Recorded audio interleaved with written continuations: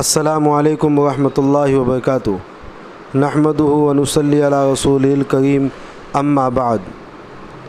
मेरे भाइयों, अज़ीज़ों, दोस्तों, बुज़ुर्गों, आप हज़रात को जैसे ये बात मालूम है कि ज़िलहिज्जा का चाँद नज़र आ चुका है।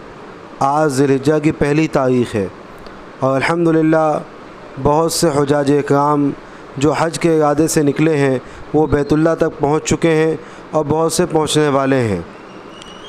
मैं इस वीडियो के ज़रिए से आज के दिन आप हज़रात के सामने एहराम और एहराम की पाबंदियों से मुताल्लिक़ कुछ बातें अर्ज़ करना चाहता हूँ। पहली बात तो ये है कि एहराम ये सिर्फ़ दो चादरों का नाम नहीं है, बल्कि एहराम ये पाबंदियों का नाम है।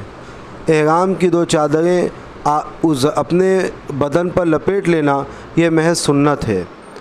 अब कोई हाजी हज करने जाता है या उम्रा करने वाला उम्रे के इरादे से बैतुल्लाह तक जाता है तो उसके लिए ये दो कपड़े पहन कर जाना ये मसनून है, लेकिन पाबंदी एहराम के साथ जाना ये वाजिब है।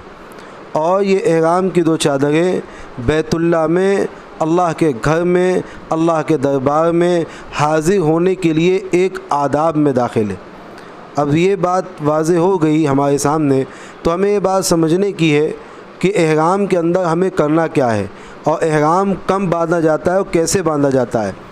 अल्लाह के रसूल सल्लल्लाहु अलैहि वसल्लम ने जिस वक्त उम्रे का इरादा फरमाया तो आप अलैहिस्सलाम ज़ुल्हुलैफ़ा नामी मकाम पर पहुँचे।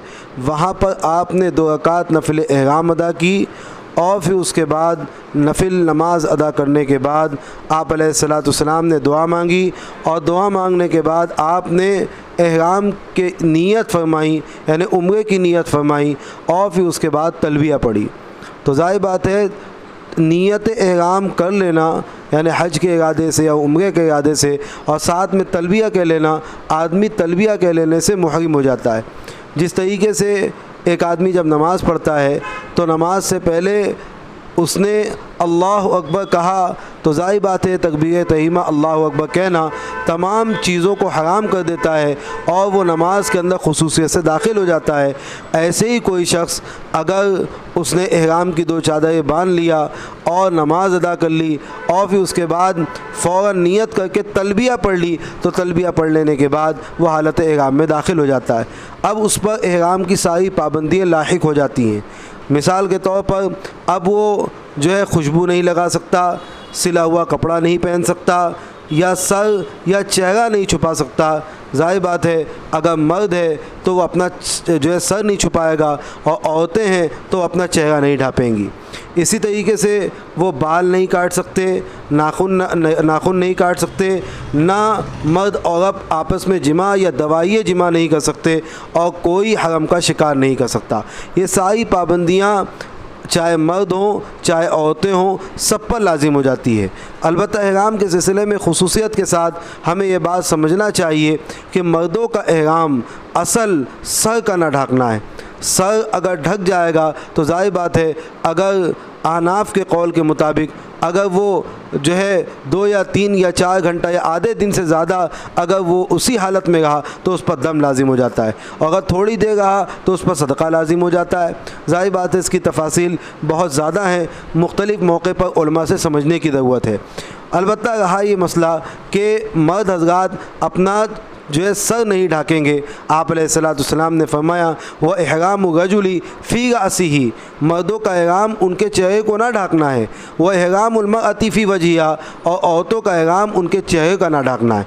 अल्लाह के रसूल सल्लल्लाहु अलैहि वसल्लम के ज़माने में एक हबशी जो है सहाबी थे, उनका इंतकाल हो गया हालत एहराम में। तो सहाबा जब कब्र में उनको उतारा तो उनका चेहरा और सर ढाकने लगे। आप अलैहिस्सलाम ने मना फरमाया।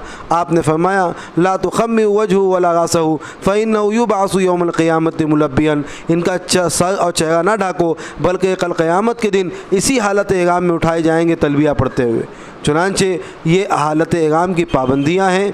सर नहीं ढाकना है मर्दों को, औरतों को अपना चेहरा नहीं ढाकना है। और जो तदबीर हमारे हज़रात उलमा ने मुख्तलिफ़ मौक़े में आपको बतलाई होंगी وہ تمام چیزوں پر عمل کرنا ہے۔ یہ احرام کی پابندیاں ہیں، اور احرام سے متعلق میں نے آپ کے سامنے مختصر طور پر جو باتیں نقل کی ہیں، میرا مقصد یہی ہے اس ویڈیو کے ذریعے سے آپ کے سامنے احرام اور احرام کی حقیقت کو واضح کیا جائے۔